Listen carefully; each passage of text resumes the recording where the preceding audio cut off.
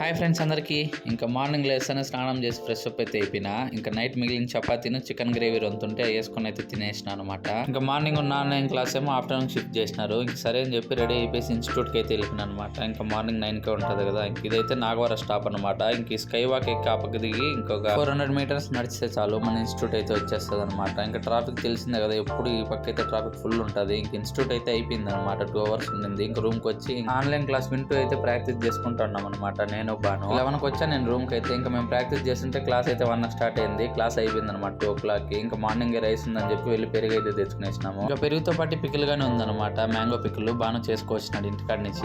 ఇంకా అలా వేసుకొని తినేసినాము. ఇంకా నైట్ అయితే అయిపోయింది అనమాట. ఇంకా రైస్ పెట్టేసిన నేనైతే. ఈ రోజు అయితే కుక్కర్ నింపులో పెట్టేసిన రైస్ అయితే, ఎందుకంటే మధు వాళ్ళ ఫ్రెండ్ అయితే వచ్చినాడు ఇంకొన్న. ఆల్మోస్ట్ మేమైతే 7 to 7:30 లోపు అయితే అన్ని కుక్ చేసుకునేస్తాం. 8 లోపు తినేస్తాం అనమాట. ఇంకో 2 hours చదువుకొని అయితే స్లీప్ చేస్తాం మామూలుగా అయితే. ఇంకా మామూలు వంకాయ సాంబార్ చేయడానికి అయితే రెడీ చేసేసినారండి. ఇంకా మొన్న చేసినారు కదా వంకాయలు, ఇంకా అవే కొన్ని మిగిలింటే ఈ రోజు అయితే చేస్తున్నారు. ఇంకా నూనె వేసి కావాల్సినవన్నీ వేసి అయితే ఫ్రై చేసినాడు బాగా. మనకైతే ఇంకా ఎస్క్యూఎల్ క్లాస్ జావా క్లాస్ అయితే యాడ్ చేయలేదు అనమాట ఇన్స్టిట్యూట్ లో. ఇంకా అది యాడ్ చేస్తే 4 hours అని లాస్ట్ వీడియో చెప్పినా కదా, అది మ్యాటర్ అయితే. ఇంకా అలా వల్లం బెస్ట్ వేసుకొని అయితే బాగా ఫ్రై చేసేసినాడు బాను.